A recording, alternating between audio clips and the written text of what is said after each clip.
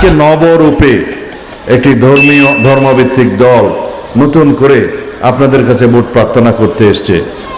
তারা বলছে তাদের দলে নাকি একজন মুক্তিযোদ্ধাও যোগদান করেছে।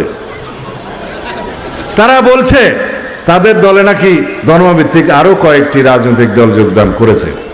হ্যাঁ, করেছে, কিন্তু সেটা হলো জনগণকে প্রতারণা করার জন্য, ধোঁকা দেওয়ার জন্য।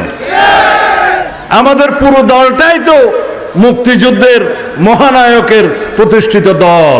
আমরা বিএনপি, বাংলাদেশ জাতীয়তাবাদী দল, এই দেশের পরীক্ষিত রাজনৈতিক দল, স্বাধীনতার পক্ষের শক্তি, স্বাধীনতার পক্ষের দল, এই দেশের গণমানুষের দল।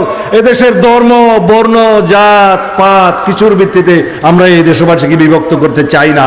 আমরা সেই ঐক্যবদ্ধ করার দল। আমরা শহীদ রাষ্ট্রপতি জিয়াউর রহমানের সেই বাংলাদেশে জাতীয়তাবাদে পরিচিত হতে চাই, যে জাতীয়তাবাদের ভিত্তিতে আমরা সবাই বাংলাদেশি হয়েছি। আমাদের পাসপোর্টে নাগরিকত্ব লেখা আছে, আমরা বাংলাদেশি, আমাদের আর কোনো পরিচয় নাই। আমরা হিন্দু, মুসলমান, বৌদ্ধ, খ্রিস্টান, অন্যান্য জাত পাত যারাই আছে সবাই মিলে আমরা একটাই পরিচয়, আমরা বাংলাদেশি।